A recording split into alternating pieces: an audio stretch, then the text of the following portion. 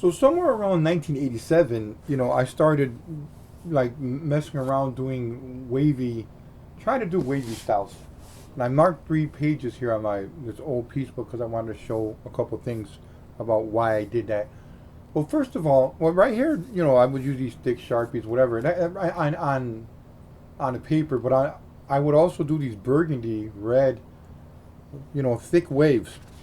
Okay, so when I was doing that stuff, and in the 80s, like the 1980s, whatever. So hopefully I can find that right now. I'm gonna show something real quick. That was the other one that I want to get back to. So like in 1980s, that was really like a really I'm gonna not try to pinpick the year, but I'm gonna probably say something in and around I don't know, man. I think about 1985. Really, that's where I'm going at. Is where Chicago really started showing its original styles. Okay, but there was a bit of a problem that was unintentional. Okay, so I want to talk about that real quick. So a lot of people from the 19. I was trying to show this piece, not that one. I'm a big fan of heavy metal. I've seen this piece. I've seen a piece from Olivia that was airbrushed, looked really nice. And I wanted to do something like that in ink, not the same exact thing, but something like it in ink. And I did something. I did this sketch here, and then I went over here by the Congress walls, and I did this on a wall. I don't know if people remember that. A lot of people thought someone else did it. It was actually me who did. They put it in a magazine. But right here, you can kind of see where I would do these little like styles where it was simple, like little styles that go over each other, overlapping. So why am I bringing that up? So I'm bringing that up for kind of evolution thing. I'm going to talk a little bit about the Chicago thing now. So basically what happened in Chicago. What happened in Chicago is there's a lot of in the north side. There's a lot of people that have relatives in New York, and there's a lot of people who are coming from New York and they're coming to Chicago, and they were doing all these straight styles. And if you go back into your Chicago history as far as pictures go, you're gonna see straight styles. And to be honest with you, a lot of it looked like New York, and it was unintentional. And the reason why is because a lot of these writers were coming from New York. They were half and half. So I wanted to do something like this style, which is wavy, which is against doing straight styles. Now, why did I did that? The reason why I did that was because I didn't want to have, styles that look like New York. I mean, during the mid '80s, I wanted to have a very different style, and I did. I would have wavy styles and all this stuff. And I'm gonna tell you something. It wasn't popular because people liked that trendy stuff, and those New York styles were trendy. That's just all the stuff you've seen in the Beach Street movies and breaking and everywhere. And when you do something like this, it's not appreciated, especially if you do something like this during the, 1989 or 1988 or 1987. So, what's really the deal with this? Like I said, bro, the thing about doing styles in of itself, not all of it do. Listen, man, because Salski, the Chief Wizard, bro, he would talk about, I adopted his philosophy of doing original styles. However, doing original styles doesn't mean that your styles are going to look better than the trendy styles. And that's another thing you got to accept. In other words, you got to understand if you do something original, a lot of times, 7 out of 9, people aren't going to dig it, especially if it's in its time.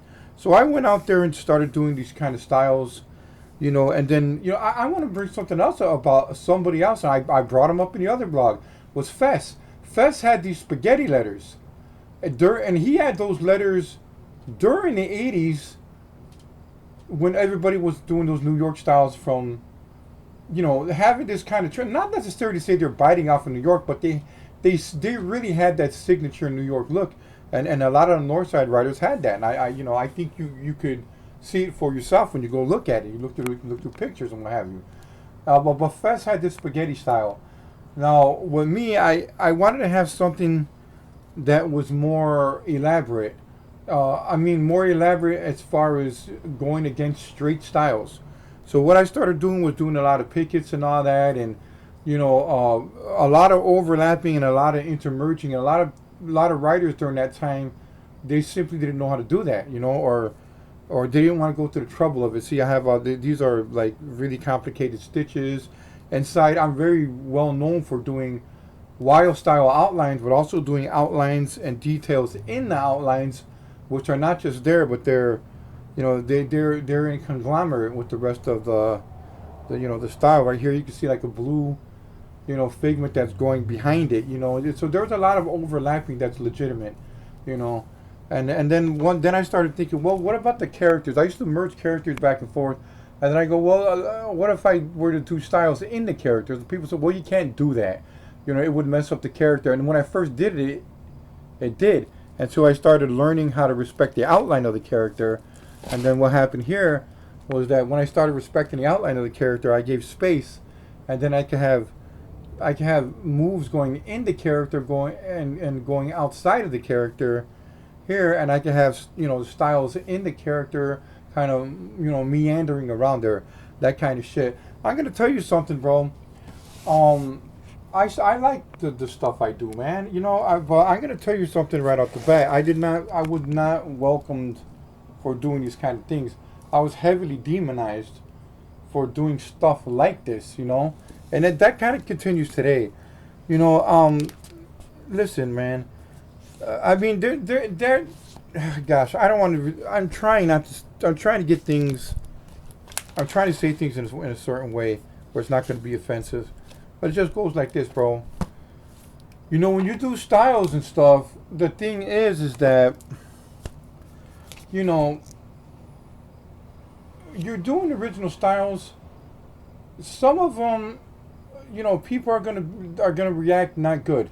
Even if you have original styles, they're gonna be like, well, it doesn't beat right away. Is a comparative game, or it doesn't beat these New York styles or whatever. And I'm gonna be honest with you. Sometimes it's true.